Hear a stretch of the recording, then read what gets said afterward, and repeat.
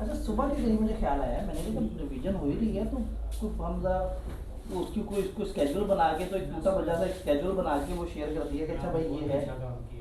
तो कॉलेज वाले जज्बाती हो गए, उन्होंने कहा सर ये आप हमें 2 हफ्ते पहले देते, इस बैच को 2 हफ्ते आगे करें ताकि हम 2 हफ्ते तक इसकी मार्केटिंग। मैंने कहा भाई जो चल रहा है उसे चलना, तो इस वक्त मार्केटिंग नहीं है, बेचारे बच्चे जो है जिनसे वादा है उनको तो पूरा करना है। जो सर जी रात को मार्केटिंग की है ना आपने, वही कर दिया मार्केटिंग। ये आपकी सुबह मार्केटिंग देखी है? रात को क्या हुआ है? पीपी सुपर गंदी वीडियो वो आई है। असल में कुछ बच्चे बहुत शदीद परेशान थे और हमें मुसलसल परेशान कर रहे थे कि जी बैच क्यों नहीं दे रहे, बैच क्यों नहीं दे रहे। और हम कहते भाई बैच कैसे दे रहे, आपने पढ़ना है या बैच वो करना है। तो फिर एक सोल्यूशन निकाला। असल जी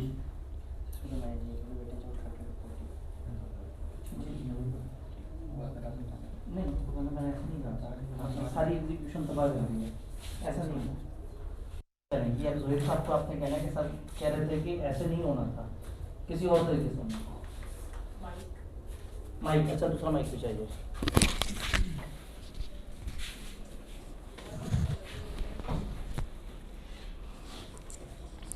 मैं बीच में आपसे रिस्पॉन्स लूँगा उस टाइम पे।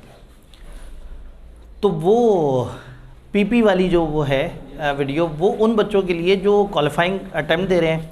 अब हमने सेशन के शुरू में रिज़ल्ट की काउंसलिंग में सबको बताया कि भाई जो आखिरी पेपर दे रहे हैं उनके आखिरी पेपर के बाद उनका कैफ कंप्लीट नहीं होगा जब तक आपने वो ना किया, वो पीपी ना किया वो। अदरवाइज़ ये है कि आप पेपर्स देने के बाद जब पीपी शुरू करेंगे तो वो 3 महीने का प्रोसेस है, 3-3.5 महीने बाद जाके आपको सर्टिफिकेट मिलना है।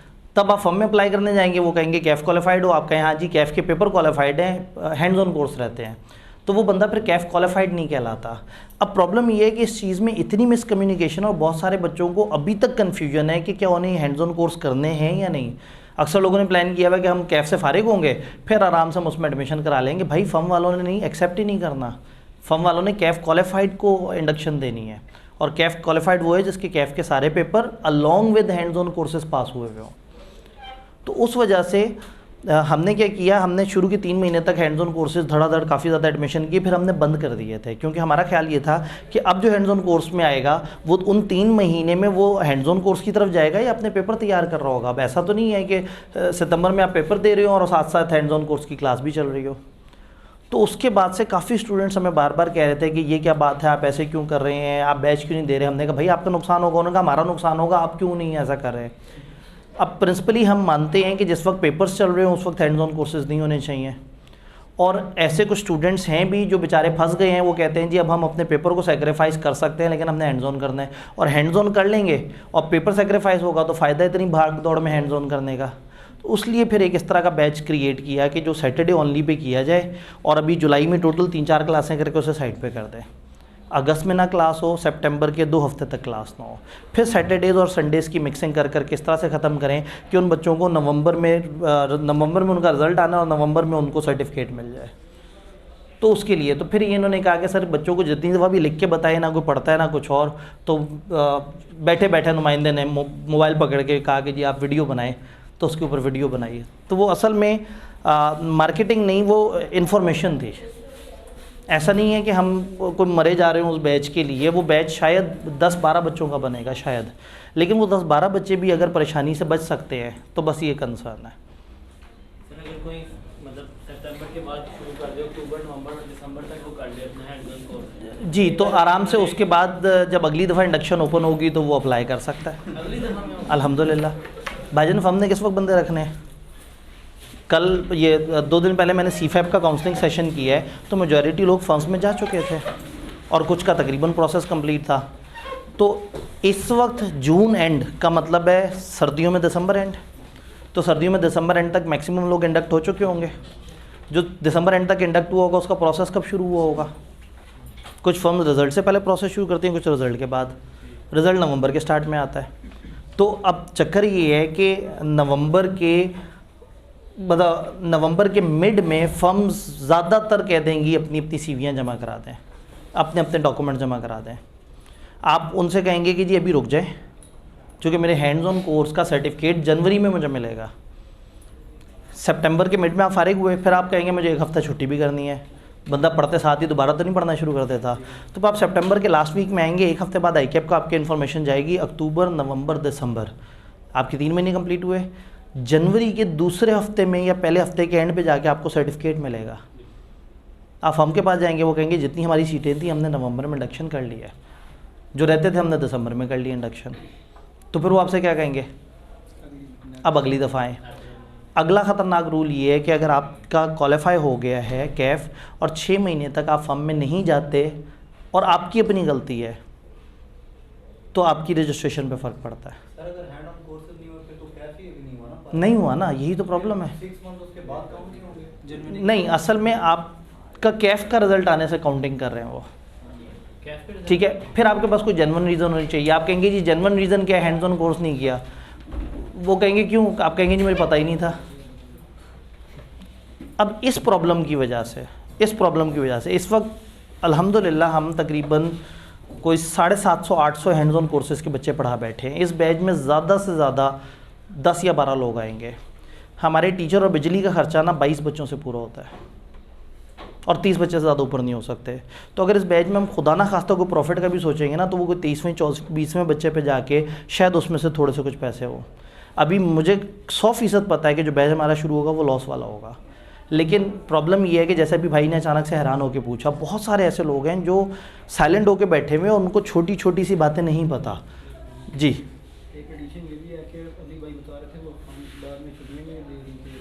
अब प्रॉब्लम ये हो रहा है कि जो इस दफ़ा वाले बैचों को तो वो थी रिलैक्सेशन थी, जो इस दफ़ा आए हैं ना, जो कैफ क्लियर किया जिन्होंने, चूँकि पहली दफ़ा हैंड्स ऑन कोर्स आए थे तो ICAP ने इस दफ़ा उनको अगस्त तक की रिलैक्सेशन दी थी। वेरी फर्स्ट बैच उन लोगों का जिन पे हैंड्स ऑन अवेलेबल है। तो अब ये है कि फर्म वालों ने उनको रख लिया है, रजिस्टर उनकी टेंटेटिव रजिस्ट्रेशन कर दी है और फाइनल तब होगी जब सर्टिफिकेट मिलेगा। लेकिन उन बच्चों को जब हम यहाँ हैंड्स ऑन कोर्स के लिए बुलाते हैं या शाम में उनकी क्लास करते हैं तो फर्म वाले उन्हें आने भी नहीं देते। तो अब ये सारे मसले थे जिसकी वजह से फिर एक वीडियो में ये सारे मसलों को डिस्कस करना पड़ा। मैंने डिस्कस किया बच्चे की नीड के हिसाब से कि बच्चों को प्रॉब्लम क्या है। उन्होंने बताया कि ग्राउंड रियलिटीज़ में असल में क्लासेस के कंडक्शन में क्या मसला आ रहा है। तो वो इस वजह से हमने जितने भी आखिरी वो पेपर्स के स्टूडेंट्स हैं, एजम्पशन ये ली कि ग्रुप बी के पेपर्स वाले बच्चे जो है वो या आखिरी पेपर दे रहे होंगे या शायद एक आध शिफ्ट और होगी। तो ग्रुप बी के पेपर्स में हम लोगों ने फिर वो वीडियोस भेजी कि अगर कोई भी 8-10 ऐसे बच्चे अभी तक अनजान बैठे हों, उन्हें ना समझ आ रही हो और वो अपने आप को बचा सकें, तो वो उस तरह के एक टूटे बच्चे बैच में आ जाए। और वही वाली बात है कि ऐसा नहीं है कि इस टाइम पे बहुत बड़ा समंदर है जिसकी वजह से हम कोई जज्बाती हुए हैं। सुबह तक 3 रजिस्ट्रेशंस थे, तो शायद ये कंफर्म लॉस वाला बैच है, लेकिन वो 3 बच्चे तो बचा लेंगे अपने आप को, उनका काम चल जाएगा। तो जब इस तरह आता है ना, तो इसको हम कहते हैं एथिकल कन्फ्लिक्ट रेजोल्यूशन। एक एथिकल कन्फ्लिक्ट होता है, एक एथिक्स ये है कि आपको मार्केटिंग नहीं करनी, और एक एथिक्स ये है कि आप बच्चे को नहीं बताएंगे, बच्चे का नुकसान होगा। तो फिर आप कंपैरिजन करते हैं कि इस वक्त आपने इमेज बचाना है या बच्चे को बचाना है। तो मैंने कहीं भी वो वीडियो बना के लोगों से नहीं कहा हो कोर्सेज़ में आओ, एडमिशन लो, फलाना। एक अर्ली एनरोलमेंट के वक्त जब कैंपस इनॉग्रेशन का बेनिफिट देना था तब बताया था। एक ये इस बैच के लिए बताया जिस बैच में फाइनेंशियली फ़ायदा तो दूर की बात है, कंफर्म नुकसान है।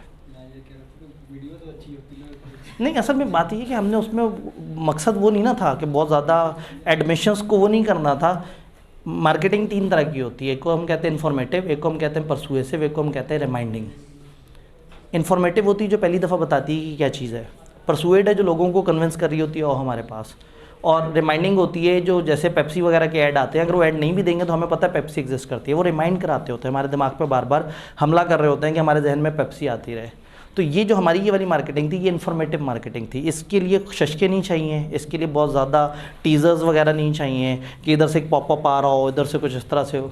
जहाँ परसुएड करना है उस तरह की वीडियोज़ भी आपने देखी होंगी, टीचर की क्लास में चीखती हुई आवाज़ और टीचर जो है वो धड़ाधड़ बच्चों को कह रहा है आ जाओ बस पढ़ते हैं, आग लगा देंगे। तो जहाँ परसुएड करना होता है वहाँ उस तरह की वीडियोज़ आती हैं, और जहाँ सिर्फ बताना होता है वहाँ फीकी सी कच्ची पक्की सी वीडियो होती है। तो खैर आखिरी सवाल की तरफ चलते हैं और फिर हम अपने मुद्दे की तरफ आते हैं। सर अगर हम अभी हैंड्स ऑन कोर्स में से एमएस ऑफिस ऑनलाइन ले लें और उसके लेक्चर्स रिजल्ट के बाद, जी बिल्कुल ऐसे ही है। एमएस ऑफिस में ज़िंदगी आसान है, MS ऑफिस में इसलिए कि MS ऑफिस की फ़िज़िकल क्लास नहीं है, ऑनलाइन क्लास है। आपने 70 आवर्स उसके पूरे करने होते हैं। आप अगर MS ऑफिस में एनरोल कराएं तो अभी आइडियली ये अच्छा टाइम नहीं है, आपको 1-2 हफ्ते रुक जाना चाहिए। अगर आप जुलाई के समझें 3rd वीक में जाके उसमें एनरोल होते हैं तो वहाँ से आपका टाइम का काउंटर शुरू हो जाएगा। 3 महीने के बाद जाके आप एलिजिबल होंगे, सर्टिफिकेट मिले अगर आपके 70 आवर्स पूरे हो गए। तो होगा ये कि जुलाई की 3rd वीक से लेके अगस्त का 3rd वीक, सितंबर का 3rd वीक, ये 2 महीने आपने बिल्कुल नहीं पढ़ना और आपने अपने मेन पेपर्स को फोकस करना है। जब लास्ट मंथ आए फिर आपने उसके आवर्स पूरे करने और उसको कंप्लीट करना है। तो इससे क्या होगा, आपके रिजल्ट के आसपास आपको सर्टिफिकेट भी मिल जाएगा और आपके ये पेपर भी अफेक्ट नहीं हुए होंगे। हैंड्स ऑन में प्रॉब्लम ये था कि हैंड्स ऑन फिजिकली आगे लेना होता था और हमारी अजम्पशन ये थी कि इससे लोग अफेक्ट होंगे। तो फिर हमने इस सारे प्रॉब्लम को देखते हुए ये सोचा कि इस तरह का बैच बनाएं जिसमें 1.25 महीने क्लासेस होल्ड हो, कुछ शुरू में क्लासेस हों और ज़्यादातर क्लासेस एंड पे हों। ICAP के और भी बड़े सारे रूल हैं, किसी हफ्ते में 8 घंटे से ज़्यादा की क्लास नहीं हो सकती, 3 महीने से कम में नहीं ख़त्म करा सकते। तो उन सारे रूल्स को ध्यान, मैक्सिमम टाइम कोई नहीं है, हम 15 महीने पे भी फैला सकते हैं। बस बच्चे की ख्वाहिश होती है कि उसको सर्टिफिकेट मिले।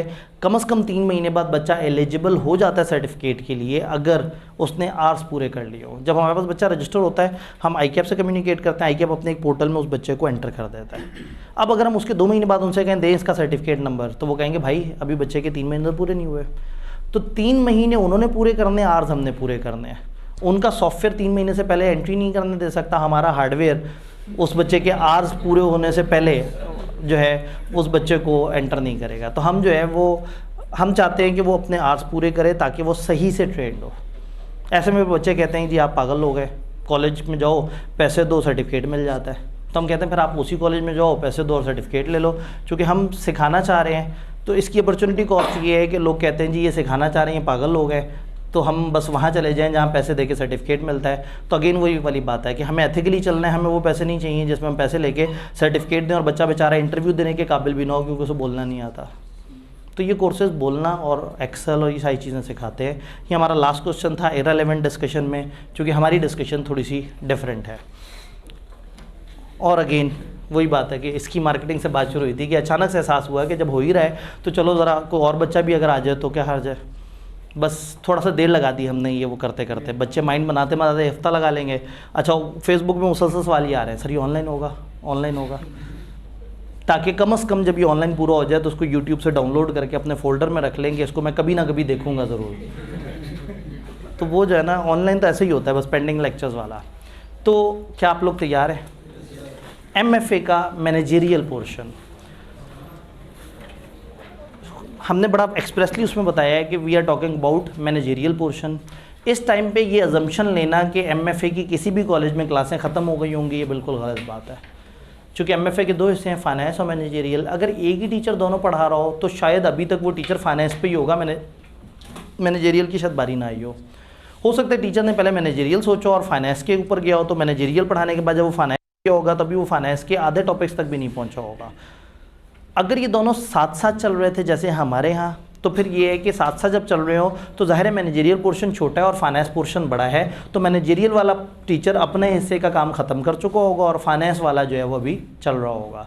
तो हमारे यहाँ तकरीबन ऐसा ही हुआ कि मेरा जो मैनेजरियल पोर्शन है, चूँकि उसकी कम वेटेज थी और उसके अंदर कम डेप्थ थी, वो ख़त्म हो गया।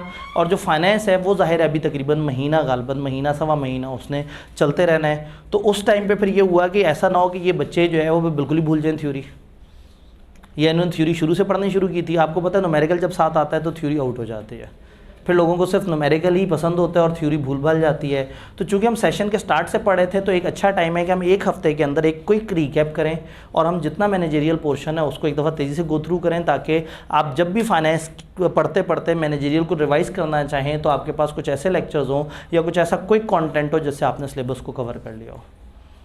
तो अब हम जो है वो उस मैनेजरियल पोर्शन के लिए इकट्ठे हुए हैं। तो हम पूरे सेशन को एक रिकैप करेंगे तेज़ी से, हमारी रफ्तार तेज़ होगी और उसमें सवाल जवाब कम होंगे। चूँकि रिवीजन क्लास है, इसको हम क्रैश कोर्स कहते थे पहले, फिर कॉलेजेस ने पोस्ट रिजल्ट को क्रैश कोर्स कहना शुरू कर दिया। तो अब हम इस लफ्ज़ को दोबारा से इंट्रोड्यूस करा रहे हैं। CA फाइनल में भी हम क्रैश कोर्स करते थे, तो अब हम इस दफ़ा जितने भी यहाँ पे देंगे वो क्रैश कोर्सेज होंगे, ब्रैकेट में लिख देंगे रिवीजन क्लासेस। तो ये क्रैश कोर्स है जिसमें 7 दिन में हम सारा मैनेजरियल पोर्शन कवर कर लेंगे हम, क्योंकि पता नहीं आप लोग साथ चल रहे होंगे या नहीं चल रहे होंगे।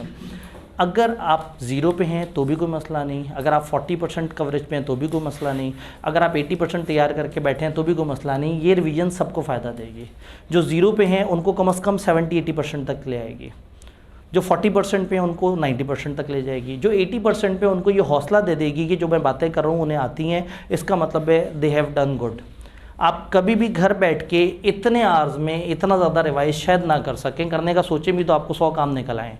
इधर आपको पता है कि 7 दिन आना है, सवा घंटे की क्लास है, तो 7 दिन सवा घंटे का मतलब है मुश्किल से 8.5 पौने 9 घंटे के अंदर पूरा रिवाइज हो जाएगा। तो 8.5 पौने 9 घंटे में घर बैठ के शायद आप करना चाहते भी तो आपकी अपना फोकस आउट हो जाता, तो इधर मजबूरन डेली आप आ रहे होंगे, पढ़ रहे होंगे, तो रिवाइज हो जाएगा। अब जब आप रिवाइज कर रहे होंगे साथ साथ, तो वाई नॉट कि आप देख लें कि आपको लिखना भी आता है या नहीं। तो इन क्रैश कोर्स के साथ डेली बेसिस पे एक टेस्ट हो रहा होगा इंशाल्लाह। हर दिन जो पढ़ेंगे, जब हम पढ़ेंगे, आज ओरिएंटेशन, आज पढ़ाई नहीं है, आज वो नहीं है, हाँ, यानी आज के दिन का कल टेस्ट नहीं होगा क्योंकि आज कोई चैप्टर नहीं है। तो जब भी कोई चैप्टर होगा उसका टेस्ट अगले वर्किंग डे पे, सैटरडे वाले का मंडे पे, मंडे वाले का ट्यूसडे पे, फ्राइडे को हमारा लास्ट लेक्चर होगा इंशाल्लाह ताला, तो वो सबसे एंड पे होगा। यानी अगर मैं स्केजुअल आपको दिखाना चाहूँ तो स्केजुअल कहीं एंड पे होगा बेचारा।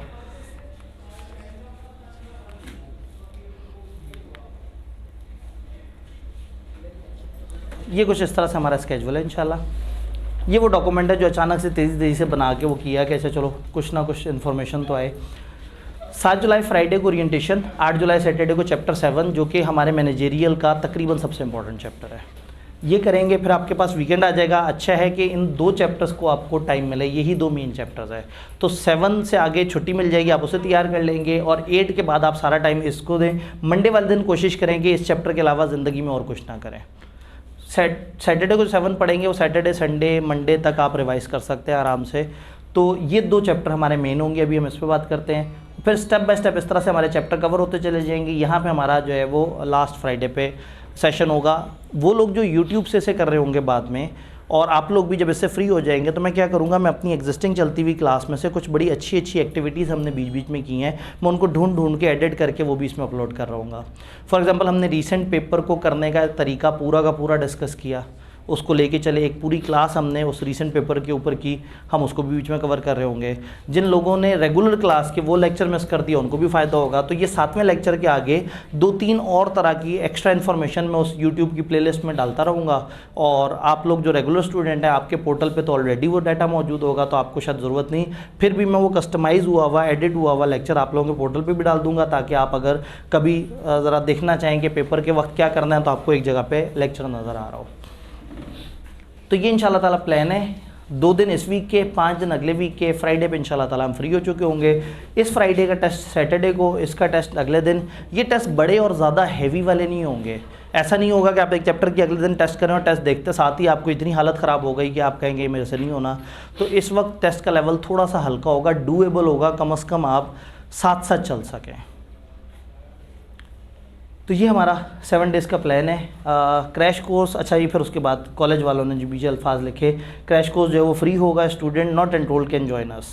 ये बात उन्होंने तब बताई तब तक बच्चे जो है वो अपने घरों से निकल के अपने कॉलेज जा भी चुके थे। टेस्ट हर नेक्स्ट डे होगा, और फाइनेंस पोर्शन का क्रैश कोर्स यानी कि ब्रैकेट में रिवीजन क्लासेस अगस्त में ऑफ़र होगा इंशाल्लाह। हमारे जो सर अदील फाइनेंस के टीचर हैं वो अगस्त में फाइनेंस के पोर्शन का इसी तरह से क्रैश कोर्स कराएंगे 6-7 दिन का, और अभी मैनेजेरियल पोर्शन का क्रैश हो रहा है। तो इस वक्त मेरी असम्पशन है कि सब लोगों का अभी MFA पूरा नहीं हुआ, लेकिन कम से कम इस दौरान वो अपना जो मैनेजेरियल पोर्शन है उसको कवर कर सकते हैं। अब चलते हैं मैनेजेरियल फाइनेंशियल एनालिसिस। जब हमारा सेशन स्टार्ट हुआ था तो हमारे पास सिलेबस आउटलाइन आई थी कुछ इस तरह से करके। सेशन के दौरान ही ICAP का एहसास हुआ कि नहीं, इस आउटलाइन को थोड़ा सा चेंज करने की ज़रूरत है। यानी सेशन स्टार्ट पे हमारा मैनेजेरियल एनालिसिस वॉज 35 to 45%, जो दरमियान में फाइनेंशियल एनालिसिस और रिस्क मैनेजमेंट जो फाइनेंस का पोर्शन है वो 30 से 45 नंबर, और बजटिंग और प्रोजेक्शंस जो है वो 20 से 25 नंबर का पोर्शन था। ये सेशन जब स्टार्ट हुआ तब हम हमेशा हैरान होते थे कि बजटिंग और प्रोजेक्शन में 2 बड़े अहम टॉपिक्स हैं, और वो टॉपिक्स की अच्छी खासी वर्थ और काफ़ी लंबे लंबे सवाल होते हैं। तो ICAP ने ये सिलेबस को बड़ा अजीबोगरीब से वो किया। तो मैं हमेशा से मानता था कि ICAP को यहाँ से कुछ नंबर उठा के यहाँ डाल देने चाहिए, लेकिन सेशन के बीच में ICAP ने यहाँ से नंबर उठा के यानी पहले हमारा थ्योरी जिस पे लोगों का तवज्जो नहीं, ऊपर से उसको मज़ीद गरीब कर दिया, उसमें से मज़ीद नंबर निकाल लिए। तो इस वक्त करंटली अब इसकी वेटेज जो है वो हमारे नुमाइंदे हमें बताएंगे 30 से 40, ये 30 से 40 है, 35 से 45 नहीं है। तो आपके पास किताबों में सिलेबस आउटलाइन में ICAP की पुरानी सिलेबस आउटलाइन में ये 35 से 45 लिखा है, मेरे एनालिसिस में भी यही लिखा होगा, लेकिन अब हमने इसको आने वाली अटैम्प्ट के लिए इसको 35 से 45 नहीं 30 से 40 कंसिडर करना है जी। ये 30 से 40, यहाँ से 5 नंबर कम हो गए, ये 30 से 40 कर दिया, और ये वाले भाई साहब को भारी कर दिया। ये कितने 25 से 35, इस पोर्शन को 25 से 35 कर दिया। तो हो सकता है आप में से किसी के जहन में ये बात ना हो, या हो सकता है कुछ लोग इस अपडेट से महरूम रहे हों कि ये अपडेट सेशन के बीच में आई है, सेशन के दौरान आई कि अपने अचानक से कह दिया है कि ये वाली वेटेज, इसमें से कुछ नंबर निकाले, इसमें से एंड पे से नंबर निकाले और इस वाले को एलोकेट कर दिया, क्योंकि इसमें 2 इंपॉर्टेंट टॉपिक। अब ज़रा थोड़ा सा इसको मज़ीद ओपन करते हैं कि सिलेबस आउटलाइन और क्या है। ये 35 से 45, अब इसकी रिवाइज नंबरिंग आपको पता है, इसकी रिवाइज नंबरिंग पता है, इसकी रिवाइज नंबरिंग। इस वाले में बजटिंग और प्रोजेक्ट अप्रेजल, ये 2 ऐसे बड़े टॉपिक हैं जो ICAP को हर ज़माने में पसंद है। पुराने कॉस्ट अकाउंटिंग का पेपर होता था कैफ 8, जब नई स्कीम आई तो वो उन्होंने कर दिया उस पेपर को छोटा कैफ 3, उसमें से भारी टॉपिक्स निकाल दिए। एक भारी टॉपिक था बजटिंग, एक भारी टॉपिक था प्रोजेक्ट अप्रेजल, यानी कि NPV जिसे आप कहते हैं, जिसको टाइम वैल्यू ऑफ मनी आप कहते हैं। तो इस पोर्शन में अब ये 2 हैवी टॉपिक्स हैं। तो ये पोर्शन में वर्किंग कैपिटल भी अपने अंदर एक अहम चैप्टर था जो फाइनेंस की अंडरस्टैंडिंग वो देना चाह रहे थे। तो उन्हें लग रहा था कि इसकी 20 से 25 वेटेज अच्छी नहीं है, तो अब इन्होंने क्या कर दिया 25 से 35। तो इसकी वेटेज बढ़ गई है, इसके एंड वाले को थोड़ा सा कम कर दिया और इसके 35 से 45 के बजाय 30 से 40 कर दिया। तो ये इस वक्त पहले ओवरऑल आज तक ICAP में टोटल 3 दफ़ा ये पेपर आया है। नई स्कीम में ये पेपर पैदा हुआ है जिसमें उन्होंने कुछ BM से चीज़ें उठाई, कुछ फाइनेंस से चीज़ें उठाई, कुछ कॉस्ट अकाउंटिंग, 3 पेपरों को जोड़ा। कॉस्ट के कॉन्सेप्ट जो जोड़े वो यहाँ है, फाइनेंस के कॉन्सेप्ट यहाँ है और BM के कॉन्सेप्ट यहाँ है। तो दैट इज़ 3 पेपरों का मिक्सचर, BM, फाइनेंस और कॉस्ट अकाउंटिंग।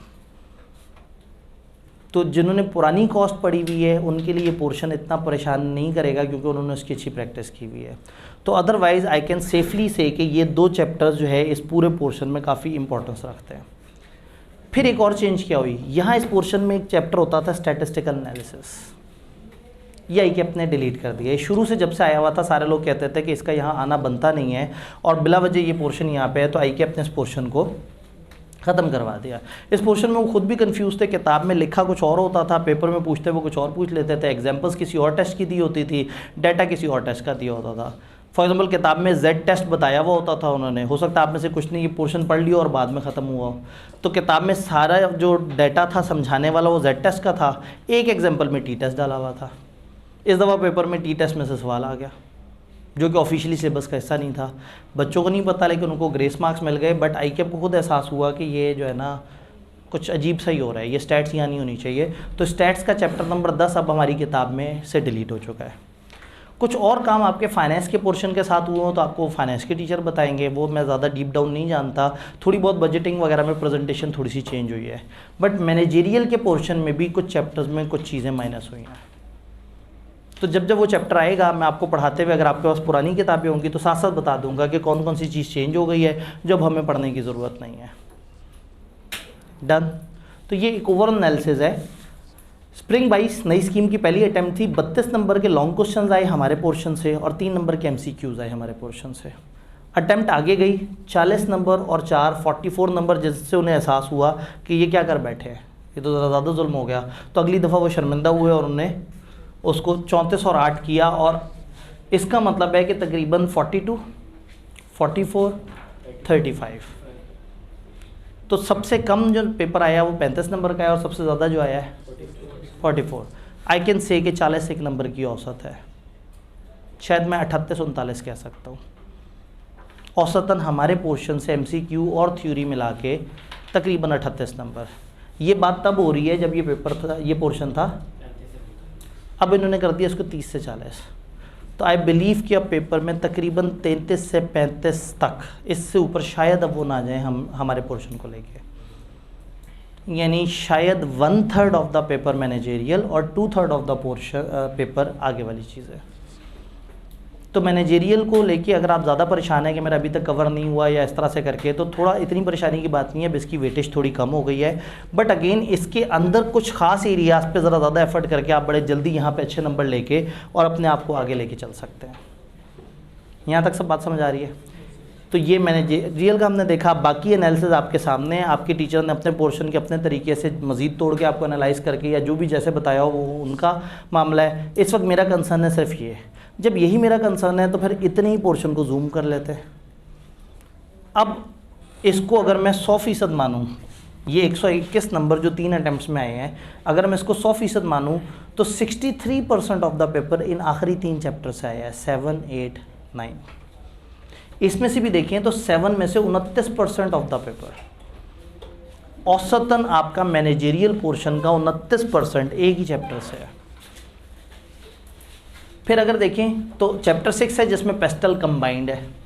चैप्टर 6 असल में कुछ भी नहीं है। चैप्टर 6 में वो कहते हैं पहले 5 चैप्टर्स के कंबाइंड सवाल।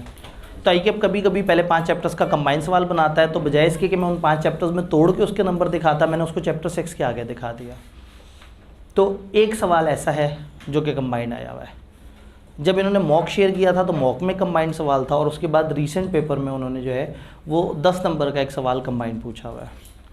बट अगेन एग्जामिनर अगर कभी भी चाहेगा कि उन 5 चैप्टर्स की अच्छी कवरेज करे तो उसके लिए सबसे अच्छा सोल्यूशन है कि कंबाइंड सवाल पूछ ले पेस्टल का और ज़िंदगी आसान हो जाए। इस पोर्शन में अगर हम देखें तो 7, 8, 9, 8 और 9 से तकरीबन करीब करीब की वेटेज है, और 7 के ऊपर उसका तवज्जो थोड़ी ज़्यादा है। आई कैन से कि 7 और 8 आर द मेजर पार्ट। 29 और 19 48%। तो 48% half of the paper, 2 chapters में से हाफ ऑफ द पोर्शन।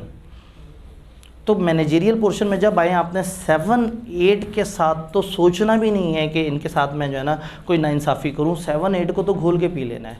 जब घोल के पी रहे हो तो थोड़ा सा सफूफ साइड पे रखा होगा चैप्टर 9। चैप्टर 9 पहले ज़्यादा बातें होती थी उसमें, आप आई के अपने उसमें से 2-3 सफ़े और उड़ा दिए। अब चैप्टर 9 बेचारा सिमट के सिर्फ 2 मॉडल्स और हल्की सी डिस्कशन पे रह गया है। तो ये 2 चैप्टर्स और चैप्टर 9 के अंदर 2 मॉडल्स दिए हुए एथिक्स के, इनको जोड़ लें तो 63%, तो मैं कह सकता हूँ कि तकरीबन आधे से ज़्यादा पेपर इन 2 चैप्टर्स और उन 2 मॉडल्स में से बन रहा है मैनेजेरियल। तो मैनेजेरियल जब भी तैयार करना है बैठना है आपने हमेशा इन 2 चैप्टर्स को और फिर 9 के उन मॉडल्स को सबसे अवलीन तरजीह देनी है। उसके बाद अगर किसी चैप्टर को ज़्यादा तवज्जो देने का दिल हो तो चैप्टर 4 आईटी वो हर दफ़ा कुछ ना कुछ आईटी के बारे में वो पूछ रहे होते हैं। चैप्टर 4 में आईटी और आईटी से रिलेटेड डिस्कशन है, और कुछ रट्टे वाले सवाल भी यहाँ से बन सकते हैं। तो इन 2-2.5 चैप्टर्स के बाद अगर वेटेज देनी है तो ये वाले चैप्टर को। बाकी चैप्टर 1, 2, 3, 5 इनको सरसरी सा समझ लेना है, अंदाज़ा ले लेना है कि बातें क्या हो रही हैं, लॉजिकली अंडरस्टैंड कर लेना है। इनको क्रैम करने नहीं बैठ जाना, इनके ऊपर ज़्यादा एनर्जीज़ नहीं लगानी, क्योंकि आपने फाइनेंस पे भी काफ़ी काम करना है। तो मेरी नज़र में 2 चैप्टर्स घोल के पीने वाले हैं 7, 8। एक चैप्टर जिसमें से सिर्फ 2 टॉपिक अच्छी तरह से करने हैं वो है चैप्टर 9, और इन सब के बाद अगर कुछ ज़रूरी है तो वो चैप्टर 4 है। चैप्टर 4 में कुछ चीज़ें याद करनी पड़ेंगी, कुछ लॉजिकल है। बाकी चैप्टर 1 से लेके 5 तक सिवाय चैप्टर 4 के थोड़े से रट्टे वाले पोर्शन के, जब चैप्टर 4 आएगा मैं आपको बताऊंगा कौन सा रट्टे वाला पोर्शन है, कौन सा लॉजिकल पोर्शन है। तो आपने रट्टे वाले पोर्शन को थोड़ा सा एक दफ़ा जहन नशीन करना है। बाकी 1 से 5 तक आपने सिर्फ सरसरी सा पढ़ लेना है। यही सारी बात तकरीबन इस तरह से करके लिखी हुई है। चैप्टर 6 एग्जिस्ट नहीं करता। ये कम्प्रीहेंसिव एग्जाम्पल है चैप्टर 1 से 5 की। इसमें आई के अपने 4 प्रैक्टिस के सवाल दिए हुए हैं। तो ये चैप्टर नहीं है, सिर्फ क्वेश्चन है। तो एक चैप्टर तो ख़त्म हो गया 9 में से। ये 2 इंटरनल और एक्सटर्नल एनालिसिस हैं कंपनियों के। तो इसके बारे में मैंने किसी ज़माने में लिखा था कि एक्सटर्नल एनालिसिस है और इंटरनल है, इन 2 चैप्टर्स को आपने घोल कर पी लेना है।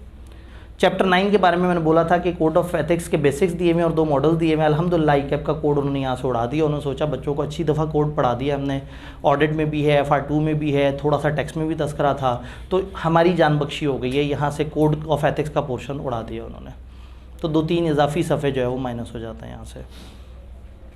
ये ऊपर वाले इसको घोल के पीने और इस वाले को दिल पे नहीं लेना, ठीक है। रीडिंग करनी है, रिटेन करने की नीयत नहीं रखनी। अगर कुछ रिटेन करना है तो 4 इज़ द थिंग जिसमें से कुछ चीज़ों को याद किया जाना चाहिए, और लकीली 4 में से कुछ चीज़ें और डिलीट भी कर दी उन्होंने। तो आई कि मेहरबानियाँ करता जा रहा है, उसने सिर्फ नंबर कम नहीं किए, उसने थोड़े से हमारे सफ़े भी कम कर दिए। डन। अगर मैं हमारे सिलेबस को किसी और तरीके से देखूं तो बेसिकली हमारा सिलेबस हमें 3 तरह की चीज़ें बताता है, एक्सटर्नल एनालिसिस, इंटरनल एनालिसिस और एथिक्स। एक बिज़नेस ने बाहर की दुनिया को कैसे एनालाइज करना है, अपने आप को कैसे एनालाइज करना है, और बिज़नेस करते हुए आपने एथिक्स को किस तरह से देखना है। एथिक्स पे एक चैप्टर, वो भी 2-3 सफ़े में ख़त्म हो जाता है। इंटरनल एनालिसिस एक अकेला चैप्टर है, चैप्टर 8, जो बताता है कि अंदरूनी तौर पे आपने किन किन चीज़ों को बेहतर तरीके से करना है। एक्सटर्नल एनालिसिस को हम 2 हिस्सों में डिवाइड करते हैं, पेस्टल और कंपटीशन। आपने बाहर की दुनिया में कंपटीशन को कैसे देखना है, चैप्टर 7 बताता है।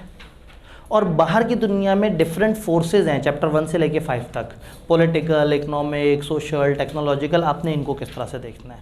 तो पेस्टल उन 5 चैप्टर्स को मिला के कहते हैं। वैसे तो इसमें एक और चीज़ भी है जो उनमें मिस हो गई है, लेकिन पेस्टल इज़ आपके इन्वायरमेंट में पॉलिटिक्स, इकोनॉमिक्स और ये चीज़ें क्या चेंज लेके आ रही हैं, और चैप्टर 7 बताएगा कि कंपटीशन को आपने क्यों देखना है और उसके क्या फ़ायदे हैं।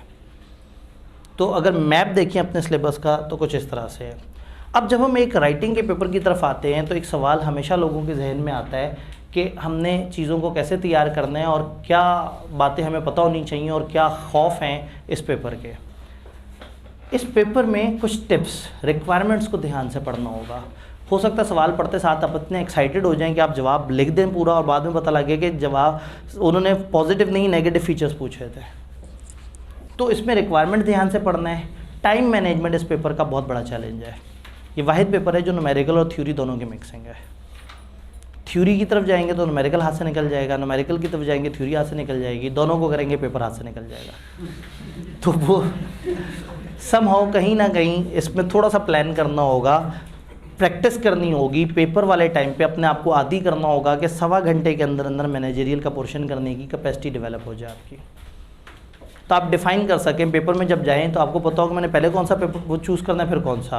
ये रिवीजन क्लासेस के एंड पे जो लेक्चर अपलोड होगा उसमें मैंने मैनेजरियल पोर्शन के शुरू में कौन से सवाल करने चाहिए, बाद में कौन से करने चाहिए, कितना टाइम देना चाहिए, उसके ऊपर बड़ी थॉरो डिस्कशन की है। हो सकता है क्लास के अपने बच्चों को भी भूल भाल गई हो, या हो सकता है उस दिन वो बच्चे एब्सेंट हो, ये सोच के कि आखिरी दिन है क्लास का, आज कौन सी काम की बात हो जानी है। तो वो डिस्कशन भी हम यहाँ पे इन सेशंस के एंड पे हम अपलोड कर देंगे कि पेपर को अटेम्प्ट करते हुए आपने पहले और बाद में कौन से सवाल करने हैं। अब अगला सवाल ये कि क्या पेपर में पहले फाइनेंस शुरू करें या मैनेजरियल शुरू करें, ये आप पे डिपेंड करता है। कुछ लोगों को अकाउंटिंग इतनी पसंद होती है, कुछ लोगों को सवाल इतने पसंद होते हैं कि वो कहते हैं कि हम वो वाला पोर्शन शुरू करेंगे और हम जल्दी जल्दी कर लेंगे। तो आप शुरू तो कर लेते हैं लेकिन जल्दी जल्दी वाली बात नहीं होती। जैसे कॉस्ट अकाउंटिंग के सवाल शुरू हो जाते हैं, एंड पे जाके फंस जाते हैं और 2 नंबर लेने के लिए 20-25 मिनट लग जाते हैं। तो ज़ाती तौर पे मुझे ये खदशा लगता है कि अगर आप न्यूमेरिकल शुरू करेंगे तो ये गलत अप्रोच है, मुझे ज़ाती तौर पे लगता है। लेकिन प्रॉब्लम ये है कि मेरा एक ओपिनियन बायस्ड है। पहली बात है मैं थ्योरी पढ़ा रहा हूँ, दूसरी बात है कि मैं थ्योरी में ज़्यादा स्पेशलाइज हूँ, तो समहाउ मतलब मुझे ज़ाहिर अपना पोर्शन ज़्यादा अच्छा लगेगा। तो आप अपने तौर पे अपनी ज़ाती प्रेफरेंस देखनी है और आपने 1-2 मॉक्स में तजर्बे करने हैं दोनों तरह से। एक दफ़ा थ्योरी वाला पहले करके देख लेना है, 1-2 न्यूमेरिकल पहले करके देख लेना है, तो आप ज़्यादा बेहतर तरीके से डिफाइन कर सकेंगे। To me being a teacher मुझे लगता है कि थ्योरी पहले करने में ज़्यादा फ़ायदा है। मैं फाइनेंस वाले पोर्शन को भी जानता हूँ, उससे भी वो वाकिफ़ हूँ, मुझे लगता है ऐसा। लेकिन अगेन मेरा जुमला बाइस्ड हो सकता है और आप में से किसी को शायद न्यूमेरिकल इतना पसंद हो कि मेरा ये जुमला उसको खामखा कन्फ्यूज़ कर दे। तो ये डिसीजन आपका है कि आपने थ्योरी पहले करनी है न्यूमेरिकल। एक और अप्रोच भी होती है, थोड़ा सा न्यूमेरिकल थोड़ी सी थ्योरी, ये फंसा रहता है ये बच्चा हर वक्त, ये कंफ्यूज रहता है। हाँ दिस कैन हैपन कि आप थ्योरी शुरू की, आपने 3 सवाल कर लिए, एक सवाल बहुत ही ओखा सा लग रहा है, आप कह रहे हैं इसे क्या समझना, छोड़ो साइड पे करते हैं, न्यूमेरिकल शुरू करते हैं। जब न्यूमेरिकल एंड पे जाके फंस जाएंगे और 15-1 मिनट रह गए होंगे तो इधर आके देख लेंगे इस सवाल में क्या करना था। तो ये अगेन मतलब ये एक इतनी सब्जेक्टिव बात है कि इसके ऊपर मैं कोई गाइडेंस नहीं दे सकता। ये चीज़ होगी जब आप बार बार प्रैक्टिस करेंगे। रीसेंट पेपर को उठा के मॉक के तौर पे दें, कॉलेजेस मॉक अवेलेबल कर रहे होंगे, पेपर से 2 हफ्ते पहले हम यहाँ मॉक कंडक्ट कर रहे होंगे, मुख्तलिफ जगह मॉक कंडक्ट हो रहा होगा। मॉक दें और कोशिश करें कि आप ज़रा ज़्यादा से ज़्यादा प्रैक्टिस करें। Managerial portion is important to pass, ये अंडरस्टैंड करना ज़रूरी है। न्यूमेरिकल और थ्योरी में हमेशा जंग न्यूमेरिकल जीत जाता है। आपको FR1 के साथ जब B लॉ मिलता है तो FR1 हमेशा 70% टाइम ले जाता है और बी लॉ बेचारा 30% पे। आपको FR2 के साथ कंपनी लॉ मिलता है तो कंपनी लॉ बेचारा रुल जाता है, और FR2 तो इधर भी जब आपको फाइनेंस के साथ थ्योरी मिल रही है एक ही पेपर में तो थ्योरी बेचारी कॉर्नर हो जाती है। इतना कॉर्नर नहीं करना उसे, और करने का मूड भी है तो कम से कम वो 2-2.5 चैप्टर सही से करके चैप्टर 4 की थोड़ी सी क्रैमिंग करके फिर बाद में कॉर्नर कर दें, खैर है। तो इतना बेरगबती नहीं दिखानी। हाँ, चैप्टर 1 से रिलेटेड आप मेरा लेक्चर दोबारा सुन लें, शायद आपको याद करने की ज़रूरत नहीं है, वो लेक्चर पेपर में जहन में रह गया, कुछ ना कुछ चल जाएगा। चैप्टर 2 में चल जाएगी अप्रोच, चैप्टर 3 में चल जाएगी, चैप्टर 5 में चल जाएगी। इन 4 चैप्टर्स को भले मत कीजिएगा याद, भले मत लिखिएगा, लेकिन चैप्टर 4 में से कुछ चीज़ों को क्रैम करने के लिए लिखना होगा, और 7, 8, 9 पे कंप्रोमाइज़ कोई नहीं करना। 9 तो रही बड़ा छोटा सा गया है। शॉर्टकट या स्ट्रक्चर्ड अप्रोच आपको इस्तेमाल करनी है, यहाँ नहीं वहाँ। फाइनेंस में सवाल लेंथी हो जाते हैं तो आपको फॉर्मेट्स आने चाहिए, आपको शॉर्टकट्स आने चाहिए, आपको ये पता होना चाहिए कि कैसे हम टाइम बचा सकते हैं। एक ही कैलकुलेशन, जैसे टाइम वैल्यू ऑफ मनी के अंदर टैक्स की जो कैलकुलेशन है वो कैलकुलेशन 2 तरीके से हो सकती है। एक लंबा तरीका होता है, एक थोड़ा सा शॉर्ट तरीका होता है, आप उसको प्लस माइनस करके कर लेते हैं। एक में आप ऑपरेटिंग कॉस्ट निकालने के बाद एंड पे पहुंचते हैं, एक में आप हर ऑपरेटिंग कॉस्ट को सीधा सीधा टैक्स करते जा रहे होते हैं। तो टीचर मुख्तलिफ तरीके से गाइड कर रहे होते हैं, तो समहाउ आप थोड़ी सी स्ट्रक्चर अप्रोच पे आएँ, शॉर्टकट की तरफ आएँ। MFA मैनेजरियल पोर्शन में मैं आपको थोड़ा सा गाइड कर सकता हूँ कि सवाल करते हुए आपकी क्या अप्रोच होनी चाहिए। देन सिलेक्टिव स्टडी अवॉइड करनी है। ये नहीं कि कुछ चैप्टर कर लिए, कुछ चैप्टर सिरे से नहीं किए। फोकस स्टडी कर सकते हैं, मैं ये नहीं कह रहा चैप्टर 1 छोड़ दें, मैं ये कह रहा हूँ कि चैप्टर 1 उतना कर लें कि पेपर में खुद से लिखने के काबिल हो। मत उसको पूरे को लिखने बैठे, मत पूरे को रट्टे मारें। छोड़ना नहीं है लेकिन बहुत दिल से भी नहीं करना। तो सिलेक्टिव स्टडी नहीं करनी, फोकस स्टडी करनी है। कम पढ़ना है लेकिन सुथरा पढ़ना है। अब थ्योरी का अलमिया, थ्योरी आपने एन पेपर वाले दिन लिखनी होती है। अकाउंटिंग में क्लास में टीचर आता है, सवाल कराता है, आप रजिस्टर पे सवाल लिख रहे होते हैं। घर से होमवर्क देता है, घर जाके क्या कर रहे होते हैं, सवाल लिख रहे होते हैं। टेस्ट होता है, सवाल लिख रहे होते हैं। अगले दिन क्लास में जो आप होमवर्क करके आए होते हैं, टीचर वही आप ये जानते हुए कि आप नहीं करके आए होंगे होमवर्क, वो क्लास में करा रहा होता है। आप पास पेपर की प्रैक्टिस करते हैं, सवाल कर रहे होते हैं, पेपर में जाके सवाल कर रहे होते हैं। तो पेपर में सवाल समझ आए ना आए, आप लिखते लिखते पास हो जाते हैं। थ्योरी का अलमिया ही और है, क्लास में सुनते हैं, ऑनलाइन वाले क्लिप फॉरवर्ड कर करके 1.5 और 2 पे सुनते हैं, कानों में टूटियाँ लगाई होती हैं, कई दफ़ा स्क्रीन भी नहीं देख रहे होते, साथ में कोई गेम भी खेल रहे होते हैं। PUBG खेल रहे हैं, बंदा फायर करता हुआ जा रहा है, पीछे कान में आबदी साहब की आवाज़ आ रही है, तो ठीक है, और एंड पे टिक लगा देंगे कि लेक्चर कंप्लीटेड। तो थ्योरी का प्रॉब्लम ये है कि क्लास में लोग सुनते हैं, घर जाके पढ़ते हैं, अगले दिन तबसरा करते हैं, और जो पेपर में जाके करना है वो है लिखना। अच्छा, जब पास पेपर्स करते हैं तो भी नहीं लिखते। सवाल देखा, जवाब देखा, फिर सोचा हाँ मैंने ये सोचना था, हाँ मैंने यही सोचना था। थोड़ी तरतीब बदल देने की ज़रूरत है। कम से कम सवाल पढ़ने के बाद सोचने वाले एलिमेंट को ले आएँ, मत लिखें। कम से कम सवाल के बाद दिमाग को पहले मौका दें, फिर किताब को मौका दें। तो थ्योरी का प्रॉब्लम ये है कि ये ना क्लास में, ना होमवर्क करते हुए, ना पास पेपर्स करते वक्त, ना डिस्कशन करते वक्त उस मोड पे होती है जिसमें पेपर में करना होता है, पेपर में लिख के करना होता है। टीचर बेचारा फिट लेता है टेस्ट, और टेस्ट वाले दिन वो और जो टीएज हैं वो बैठ के इंतज़ार ही कर रहे होते हैं कि शायद बच्चे आ जाएं, शायद बच्चे आ जाएं। ठीक है, वो कॉलेज में ना बीच में सैटरडे वाले दिन ना बहुत मसला हो जाता था रूम एलोकेशन का, और ये ना अगर कि कोई भी एक क्लास में बच्चे ज़्यादा हो गए, कम हो गए ना, तो हमें बड़ा शॉर्ट हो जाता था सारा कुछ। तो एक बंदा नुमाइंदा घबराया, उसने कहा सर वो आपने MFA का टेस्ट रखा हुआ है सैटरडे को। तो हमारे तो रूम्स में जो टेस्ट वाला रूम है उसमें मुश्किल से 3-4 बच्चों की गुंजाइश है। मैंने कहा MFA है, क्या बात करते हो, बहुत है, 3-4 कुर्सियाँ हैं, हो जाएगा, टेंशन नहीं लेनी। कहने का मतलब है कि लोग टेस्ट को इतना ज़्यादा बेरगबती दिखाते हैं। अगर आप अभी तक बेरगबती दिखाते रहे हैं तो आपके पास अपने आप को सुधारने का मौका है।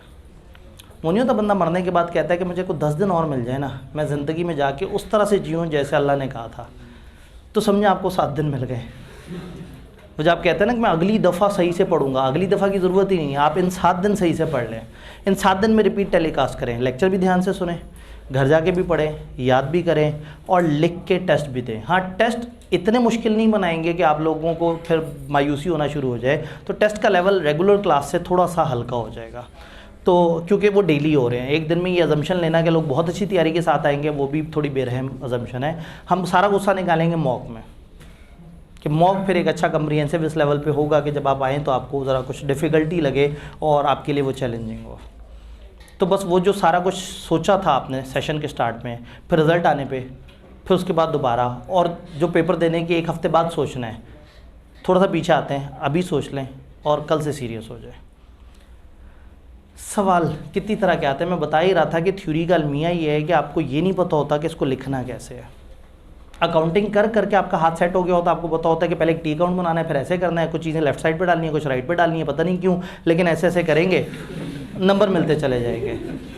थ्योरी में पढ़ना पड़ता है, समझना पड़ता है। तो ये जानना बड़ा ज़रूरी है कि MFA के अंदर मैनेजरियल पोर्शन में सवाल किस तरह के आते हैं, वो दिखने में कैसे होते हैं, उनको अटेम्प्ट करते हुए आपकी अप्रोच क्या होनी चाहिए। तो ये अगर लेक्चर आपको समझ आ जाए तो फिर पेपर करते वक्त आपको ये प्रेजेंटेशन का मसला नहीं होगा कि समझ ही नहीं आता सवाल को शुरू कैसे करें। सवाल होते हैं तकरीबन 5 तरह के। पहली कैटेगरी स्ट्रेट फॉरवर्ड होता है, प्लेन सा क्वेश्चन होता है, सिंपल सी रिक्वायरमेंट होती है, यानी रट्टे वाले सीधे सीधे सवाल।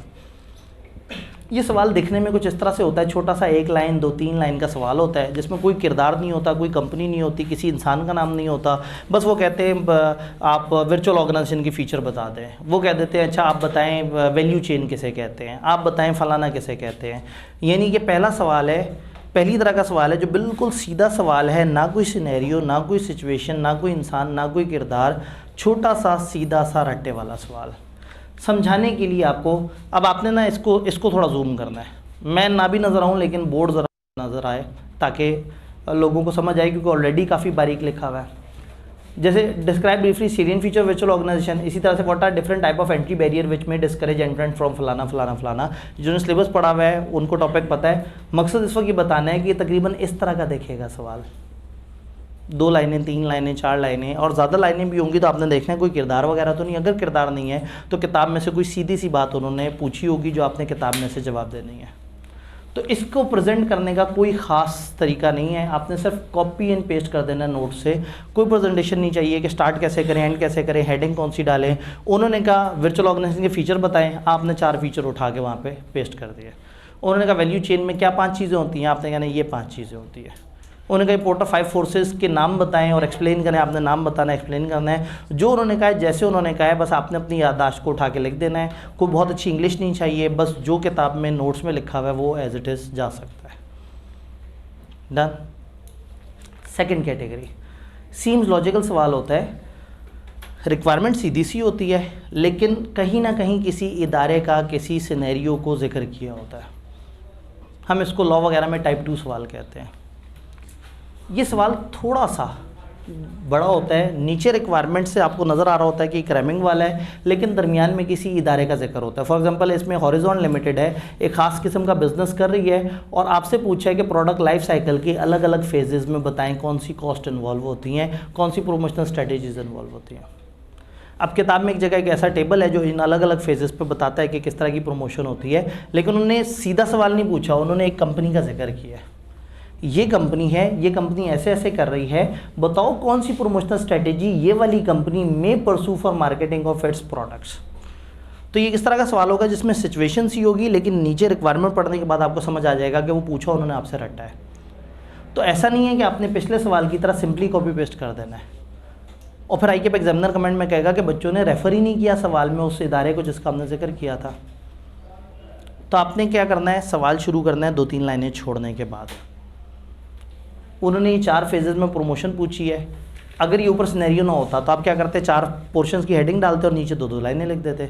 अभी भी ऐसे करना है, बस सवाल शुरू करना है 2-3 लाइनों के बाद, पेज के शुरू की 3 लाइन छोड़ी और नीचे आपने अपना जो रटा रटाया सवाल था वो पेस्ट कर दिया। अब आना है पहली वाली लाइन पे और बड़े जमा के प्यारा सा एक जुमला लिखना है जिसमें इस इदारे को रेफ़र करते हुए इस आंसर को कर देना है। जुमले सवाल में से मिलेंगे, state the type of promotional strategies which HL may pursue for marketing of its wide range of products in this and this phase। तो आप कहेंगे following are the types of promotional strategies which HL में pursue for marketing of its wide range of products. उस इदारे को refer करना है, क्योंकि मोस्ट प्रॉब्ली उसका एक नंबर ज़रूर रखा हुआ होगा। और आई के आपको बड़ा दुख लगेगा कि उन्होंने एक सिचुएशन बनाई और आपने सिचुएशन को बिल्कुल साइड पे फेंक दिया और सिर्फ रट्टे में जवाब दे दिया। जवाब भले रट्टे में दे, लेकिन उस सिचुएशन का एहतराम ज़रूर करना है। इतना एहतराम ज़रूर करना है कि आपने start the answer from starting sentence from the question, then copy paste कर देना नोट से। और शुरू में अगर वो आप जुमला बनाने बैठे तो वो जो जहन में रट्टा आ रहा है हो सकता है दो ना भाग जाए। कई वो होता है ना कि सवाल देखा, दिल करता है बस फ़ौरन से रट्टा लिख दें इसमें, तो फिर आपने क्या करना है, आपने पहले रट्टा लिख देना है शुरू की 3 लाइनें छोड़ के, फिर सुकून से 2-1 मिनट लगा के उस लाइन को प्यारा प्यारा जमा के लिखना है कि लगे कि क्या ज़बरदस्त स्टार्टर दिया है। तो स्टार्ट वहाँ से करना है, नीचे तो आपने फनकारी की हुई है, नीचे तो आपने रटाया लिखा हुआ ही है, तो सवाल के बीच में से अल्फाज उठा के उनको पिरोते जाना है और फिर एक अच्छे सोल्यूशन की तरफ। तो एग्जामिनर को बड़ा अच्छा लगेगा कि एक स्टूडेंट ने बड़े अच्छे तरीके से रेफ़र किया कि ये वाली कंपनी को ये तरह के काम करने चाहिए, और नीचे वो सारे काम भी दे दिए, तो नीचे के नंबर भी मिल जाएंगे और 1-1.5 इजाफी नंबर उसको रेफ़र करने का वो भी मिल जाएगा। मोस्ट प्रॉब्ली ये नंबर मिस हो जाता अगर आपने सिर्फ रट्टा लगाया होता। तो अभी भी हमें बहुत अच्छी इंग्लिश नहीं चाहिए, आपने इंग्लिश सवाल में से उठानी है। तो ये सवाल कुछ इस तरह का दिखता है कि थोड़ा सा सिनेरियो और कुछ रिक्वायरमेंट दी हुई होती है। फिर आता है सिलेक्टेड मॉडल की एप्लीकेशन, यानी कि आइडेंटिफाई करें एलिमेंट्स ऑफ मॉडल। हमारे सिलेबस में 10-11 मॉडल्स हैं। मॉडल कहते हैं एक रिसर्च को, ये मुख्तलिफ जो थ्योरिस्ट हैं, मुख्तलिफ बिजनेस एनालिस्ट हैं, ये अपनी ज़िंदगी भर तजर्बे करते रहते हैं। 700 कंपनियों के पे एक्सपेरिमेंट किए, 200 इंसानों पे एक्सपेरिमेंट किए, 500 बिजनेस पे एक्सपेरिमेंट किए, उनकी मुख्तलिफ चीज़ें देखते हैं और आहिस्ता करके एक रिसर्च, एक थ्योरी दे देते हैं कि भाई कामयाबी के लिए 5 चीज़ें ज़रूरी हैं, फलाना के लिए 3 काम करने ज़रूरी हैं, कंपनी को इंटरनल पॉलिसी बेहतर करने के लिए इन 4 एरियाज़ पे काम करना होगा, जिसने नया बिज़नेस शुरू करना है उसने इन 5 चीज़ों को देखना होगा, जिसने ये काम करना है उसने 3 चीज़ों को देखना होगा। तो ये मॉडल्स कहलाते हैं। तो हमारे सिलेबस में कुछ मॉडल्स हैं, मेनली चैप्टर 7 और 8 में। चैप्टर 9 में 2 मॉडल्स हैं, बाकी 7-8 में सारे मॉडल्स हैं। एक मॉडल पेस्टल कहलाता है, जो कि कलेक्टिवली चैप्टर 1 से लेकर 5 तक है।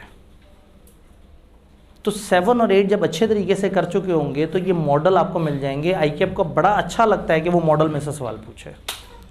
तो इन चैप्टर्स में भी जब भी कोई मॉडल आ जाए ना कि जी 5 फोर्सेस है, ये जी वैल्यू चेन है, ये फलाना है, यानी एक साहब होंगे, एक ऑथर होंगे जिन्होंने एक मॉडल दिया होगा, उस मॉडल की कुछ हेडिंग्स होंगी, उसको कुछ फीचर्स होंगे, कुछ जगह तो किताब में जनरल डिस्कशन लगेगी। तो जब मॉडल आएगा तो मैं आपको बताता जाऊँगा रिवीजन क्लासेस में कि ये एक मॉडल है, इस मॉडल को आपने जहन में रखना है। तो सवाल समटाइम क्या आता है, identify elements of model, some parts या पैरा गिवन होते हैं, आपसे आइडेंटिफाई और लॉजिकल रीजनिंग रिक्वायर कर रहे होते हैं। कुछ इस तरह से 1-2 पार्ट्स दिए हुए होते हैं सवाल में, और वो आपसे कहते हैं बताओ फलाना वाले मॉडल का कौन सा कंपोनेंट है, इसमें फलाना वाले मॉडल का कौन सा कंपोनेंट। तो समटाइम क्या होता है कि एक मॉडल किताब में उसके 5 एरियाज दिए हुए हैं, किसी मॉडल के 3 एरियाज दिए हुए हैं। तो जब ये सवाल आता है तो आपने उस मॉडल को सोचना होता है और उनके जो कंपोनेंट्स हैं सोचना होता है, उसमें क्या होता था, उसमें क्या होता था, उसमें क्या होता था। ये सवाल क्या कह रहा है, discuss the relevant competitive environment in context of Michael Porter 5 forces model. Porter का जो 5 फोर्सेस मॉडल है उसके मुताबिक रेलेवेंट कंपेटिटिव एनवायरनमेंट, उसने 5 तरह की इन्वायरमेंट, 5 तरह की बातें बताई हुई हैं। उन्होंने कहा रेलेवेंट कंपेटिटिव एनवायरनमेंट बताना है। मॉडल ऑफ कंपटीशन ने each of 3 scenario presented below, और नीचे 2 हैं, चूँकि जगह कम थी तो मैंने 2 ही वो कर दिए। तो each of the 3 scenario presented below substantiate your answer by stating the significant characteristics of competitive environment facing the organisation each of the scenario. इन सिनेरियो में बताना है कि कौन सा एलिमेंट है और क्यों, आपने लॉजिकली बताना है कि आप क्यों कहते हो कि ये ऐसा है। इस सवाल में पहली दिक्कत होती है कि आपने सही मॉडल का नाम, सही एलिमेंट के नाम तक पहुंचना होता है। अगर पहुंच जाएं तो आगे ज़िंदगी आसान है। फॉर एग्जांपल यहाँ आपको कुछ निशानियाँ बताएंगे और जो आपने मॉडल पढ़ा होगा उस मॉडल में उस हेडिंग के नीचे भी कुछ निशानियाँ होंगी। तो जो निशानी आपको, फॉर एग्जांपल एक मॉडल है जो बताता है कि जी कुछ प्रोडक्ट्स होती हैं स्टार, वो तब होती हैं जब वहाँ हाई ग्रोथ होती है और मार्केट में उनका हाई शेयर होता है, और कुछ प्रोडक्ट्स होती हैं क्वेश्चन मार्क, जो हाई ग्रोथ में तो होती हैं लेकिन उनका शेयर कम होता है। अब सवाल आपको निशानियाँ देगा, जिस निशानी से आपको पता लग जाएगा कि इसमें दोनों चीज़ें हाई हैं या एक हाई और एक लो है। अगर दोनों हाई हैं तो आप कह देंगे ये स्टार है, और एक हाई और एक लो है तो आप कह देंगे ये क्वेश्चन मार्क है। तो क्या होता है कि हर मॉडल में ना उसकी जो नीचे बुलेट्स दिए हुए होते हैं उसको समझना बड़ा ज़रूरी होता है। तो जो सवाल आया है उसमें से आपने निशानियाँ उसको उस पार्ट को, अच्छा नॉर्मली क्या होगा, हर पार्ट दूसरे से फ़र्क होगा, तो ये बेसिकली दो अलग अलग सवाल है। आपने इस पार्ट को पढ़ना है, बार बार पढ़ना है और सोचना है कि इसमें कौन सा वाला एलिमेंट ज़्यादा फिट होता लग रहा है, क्यों फिट होता लग रहा है, 3-4 चीज़ें अंडरलाइन कर देनी है। फिर बड़े फ़खर से पेपर में जाके हेडिंग देनी है उस वाले एलिमेंट की। फॉर एग्जांपल आपने कहा राइवलरी, मतलब एक मॉडल है जिसमें एक हेडिंग है राइवलरी, आपने राइवलरी की हेडिंग दी और इसके बीच में जो 3 चीज़ें अंडरलाइन की थी उस राइवलरी की हेडिंग के नीचे वो 3 चीज़ें लिख दी कि इन 3 चीज़ों की वजह से मैं कह रहा हूँ कि राइवलरी है। समटाइम एग्जामिनर कहता है कि आप मॉडल का एलिमेंट बताएं, वो एलिमेंट की डिस्कशन करें वो कैसे कहते हैं और इस सिनेरियो से रिलेट करें। तो अगर वो कहें एलिमेंट का नाम बताएं, उसकी डिस्कशन करें और रिलेट करें तो खुश हो जाना है, क्योंकि नाम और डिस्कशन के तो फ्री के नंबर है, रिलेट करते हुए हो सकता है मसला हो। इस पार्ट में ज़्यादा प्रॉब्लम तब आएगी जब आप गलत एलिमेंट तक पहुंच गए। फिर ये कॉस्ट अकाउंटिंग नहीं है कि अगर ऊपर का एक स्टेप गलत हो गया और नीचे वाले सही हैं तो नंबर मिल जाएंगे। अगर गलत एलिमेंट पे पहुंच गए तो निशानियाँ भी गलत बताएंगे आप, तो ये फिर पूरे मार्क्स फारिग हो जाएंगे। तो बेशक टाइम लग जाए लेकिन पहुंचना सही मॉडल पे है और इसके लिए एक सफिशिएंट प्रैक्टिस आपके पास मौजूद है, आप उसको कवर कर सकते हैं। कैसे करना है इसे?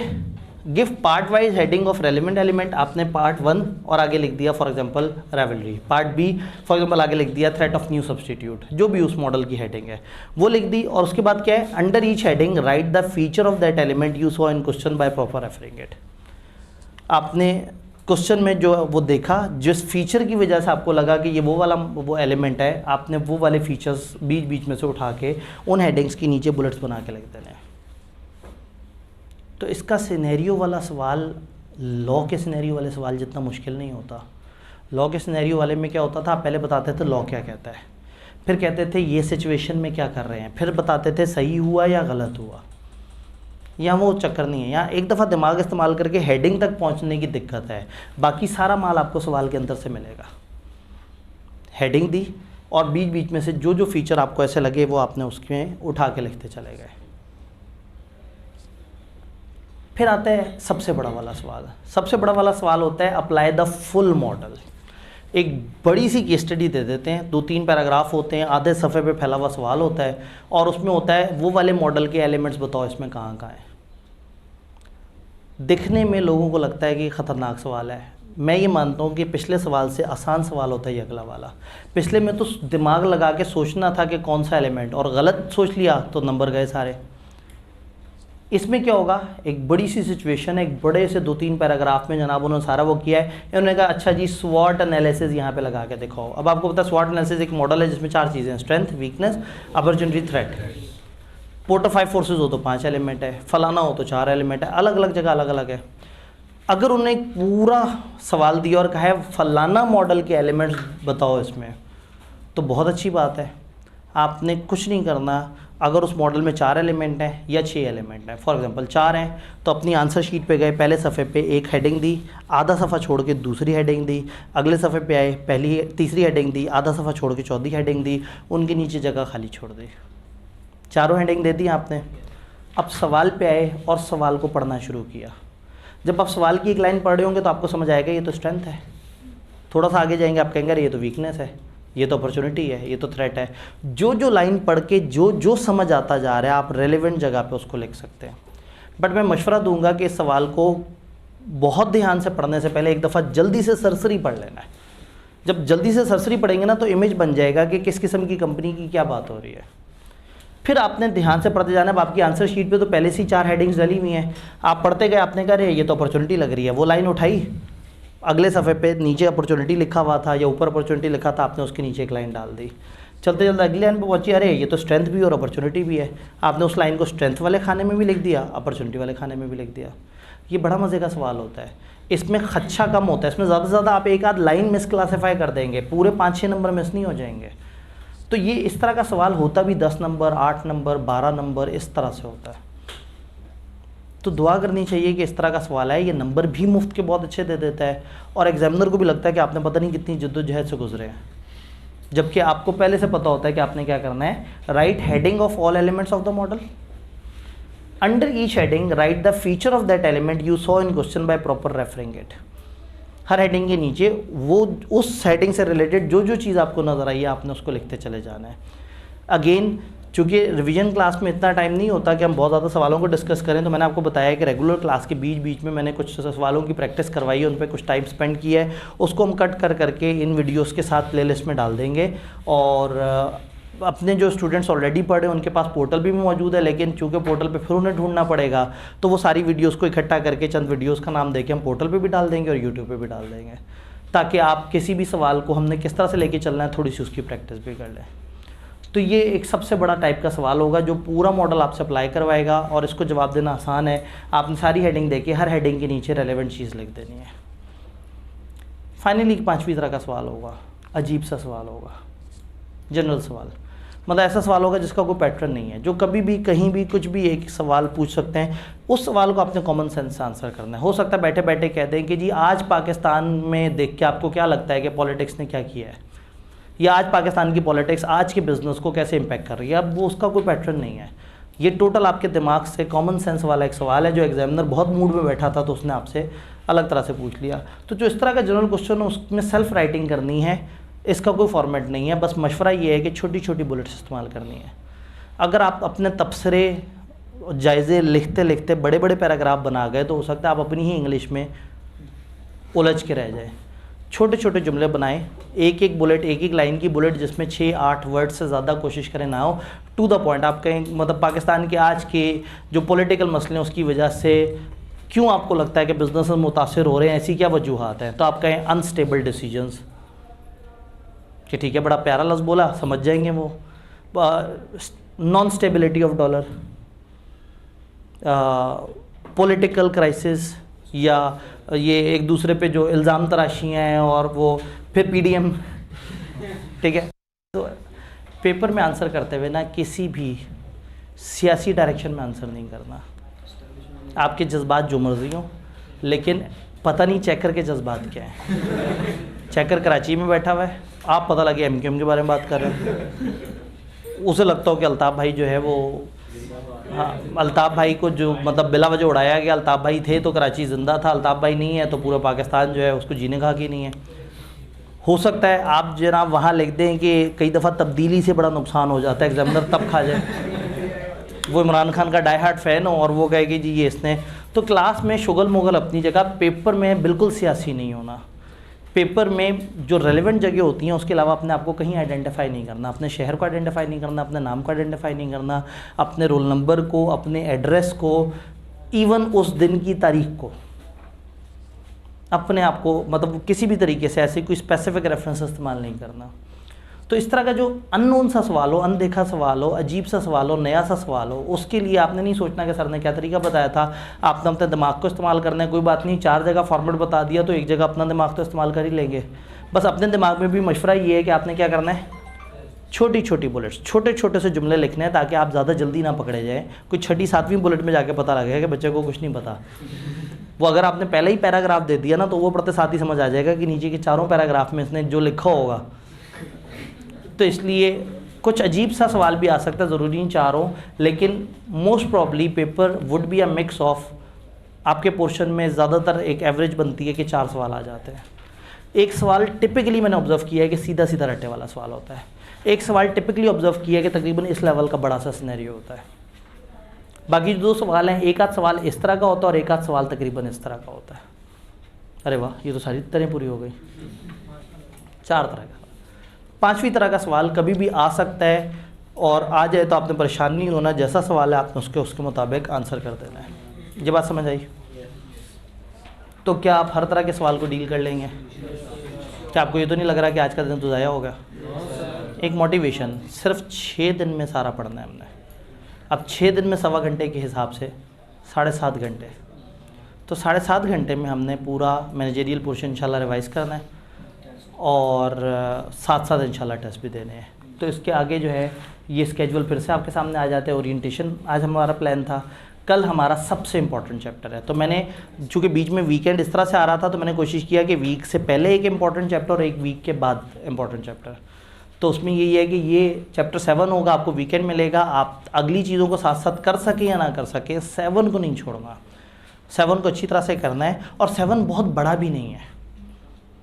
मुनासिब सा है चैप्टर, लेकिन ICAP को बहुत पसंद है क्योंकि सिलेबस के डायनेमिक्स ऐसे हैं कि आपने एक्सटर्नल एनालिसिस में कंपटीशन के ऊपर तबसरा करना होता है। तो ये हमारा पैटर्न होगा।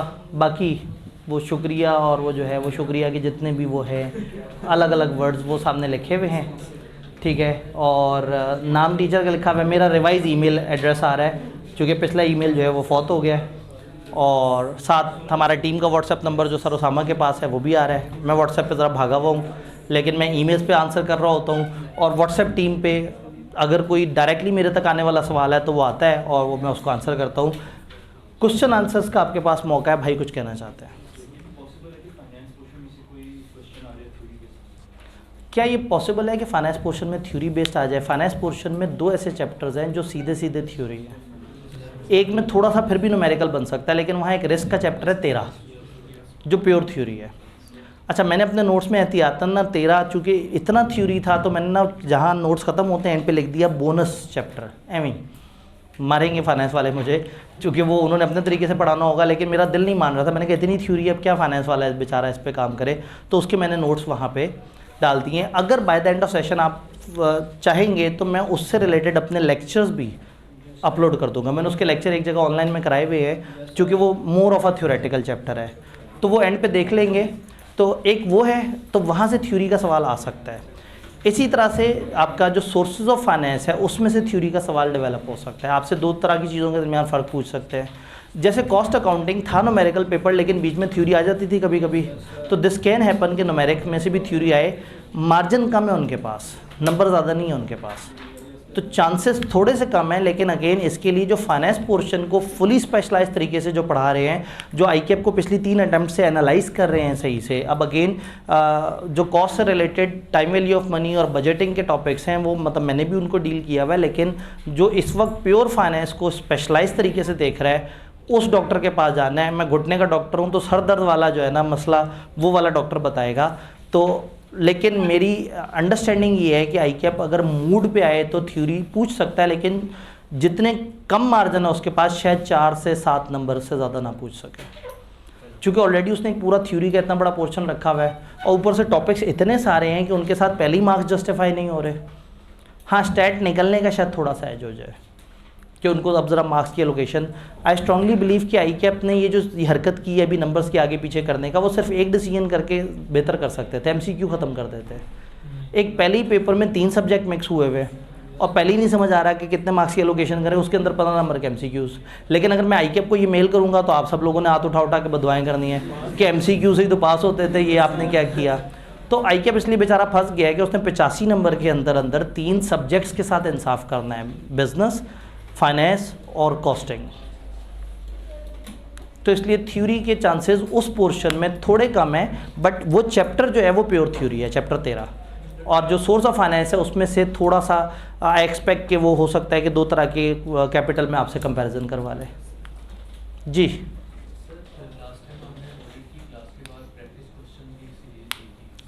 ठीक है, इन्होंने कहा लास्ट टाइम आपने ऑडिट की रिवीजन क्लास के साथ एक प्रैक्टिस क्वेश्चंस की सीरीज़ दी थी, इसलिए मैं दे पाया था कि ऑडिट सन 2009 से लेके अब तक का हमारे पास क्वेश्चन बैंक अवेलेबल था।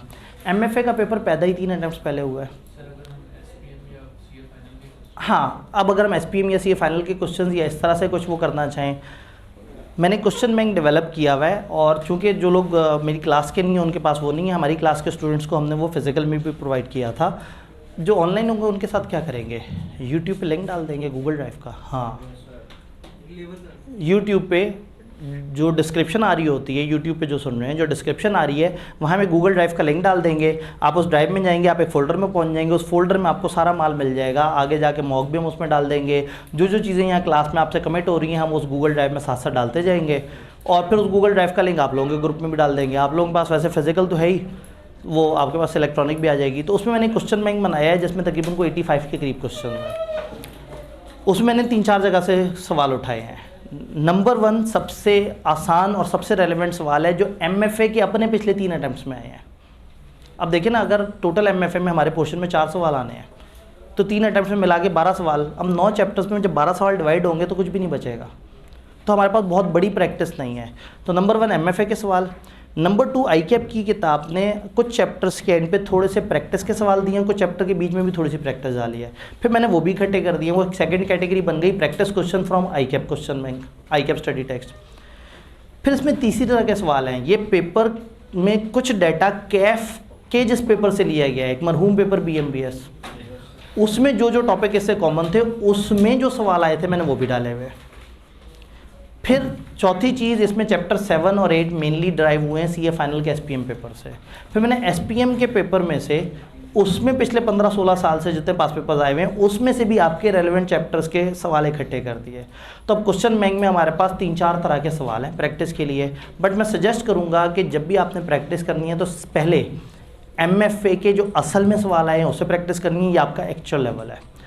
सेकंड, 2 चीज़ें बराबर रहेंगी, ICAP की किताब में प्रैक्टिस के लिए सवाल हों या BMBS नामी पेपर के सवाल हों, आप वो करें। और एंड पे किसी टॉपिक में अगर आप कहें कि टॉपिक बहुत अच्छा हो गया, इसका एक बड़ा जालिम हैवी सवाल किस तरह का आ सकता है, तो बहुत एडवांस लेवल के सवाल भी मैंने किताब में डाले हुए हैं। और अब मैं सेशन के दौरान भी और ICAP की हर अगली अटैम्प्ट के बाद मैं सोचता हूँ कि मैंने वो बहुत ज़्यादा एडवांस सवाल डाल दिए हैं, मुझे उनमें से कुछ सेंसर करने चाहिए क्योंकि कुछ काफ़ी हैवी हो जाते हैं। बट यूज़र्स भी कई तरह के होते हैं, कुछ बच्चे होते हैं वो कहते हैं कि जी हमने एक ही तरह के टॉपिक के हर तरह का मुश्किल सवाल भी प्रैक्टिस करना है। तो इस तरह से हो सकता है कि by the end of session आप मुझे लास्ट डे याद कराएं और मैं फिर किताब में से टिक करवा दूं कुछ सवाल, या अगेन उस ग्रुप में मौजूद हूं तो उसका लिंक जो गूगल ड्राइव उसका लिंक तो गया हुआ होगा, तो किसी दिन रात में मैं बैठ के एक दफ़ा एक एक्सेल पे एक लिस्ट सी बना लूँ कि ये सवाल क्वेश्चन बैंक में ये इस तरह से मस्ट इन राइटिंग कर लिया जाए। तो प्रॉब्लम MFA में वो है जो ऑडिट में नहीं है। ऑडिट का हमारे पास बहुत बड़ा क्वेश्चन बैंक है रेलेवेंट उसी पेपर का, इसमें इस पेपर के सिर्फ 3 अटैम्प्ट मौजूद है, तो इसलिए हमारे पास ना बहुत अच्छा प्रैक्टिस बैंक नहीं है। ऊपर से मेरा पोर्शन इतना कम है कि लोग लिफ्टी बड़ी कम कराते हैं, तो वो बस अपने पोर्शन से रिलेटेड फिर मैं कुछ सवाल अच्छे से आपको सजेस्ट कर दूंगा। आपने बस ये लास्ट डे याद कराना है, और अगर उस वक्त मैं टाइम हुआ तो उस वक्त कर दूंगा, नहीं तो किसी इजी टाइम पे बैठ के मैं एक एक्सेल की शीट बना के और उस गूगल ड्राइव में डाल दूंगा, जिस गूगल ड्राइव का लिंक वो यूट्यूब पे अटैच हुआ होगा, यूट्यूब की डिस्क्रिप्शन में आ रहा होगा, तो उस गूगल ड्राइव पे सारा अपलोड हो जाएगा। जी, क्या बातें क्लियर हैं? पक्का? क्या हम पढ़ने के लिए एक्साइटेड हैं? क्या हम कल तक भी एक्साइटेड रहेंगे? चलें, कल इंशाल्लाह ताला कोशिश करते हैं। और अगेन आपके अगर कोई दोस्त, कोई इस तरह से कोलीग्स हैं जिनको मैनेजेरियल पोर्शन से परेशानी है, या वो घबराए हुए हैं कि जी मैनेजेरियल पोर्शन नहीं हो पा रहा, या उनके कॉलेज में भी सिर्फ फाइनेंस चल रहा है और अभी मैनेजेरियल की बारी नहीं आई और वो ज़रा ज़्यादा पैनिक हो रहे हैं, तो आप उन्हें भी दावत दे सकते हैं। लेकिन अगेन ज़िम्मेदारी अपनी अपनी, हमारी रफ्तार थोड़ी तेज़ होगी। हम जो रेगुलर क्लास में जितने मज़े से चलते रहे हैं, जितना चीज़ों को थॉरोली डिस्कस करते रहे, उस तरह से नहीं होगा, लेकिन मेरी कोशिश ये होगी कि कंप्लीटनेस भी हो, कंसाइजनेस भी हो, और हाँ कम से कम जो है ना वो आपको डाटा इस लेवल पे मिले कि जो पहली दफ़ा भी पढ़ रहा है उसको समझ आए कि बात क्या हो रही है। तो इंशाल्लाह ताला मिलते हैं। कल का दिन काफ़ी इंपॉर्टेंट है, कोशिश करें छुट्टी ना करें, अल्लाह करे मेरा भी गला ठीक रहे। कल इंशाल्लाह ताला मिलते हैं।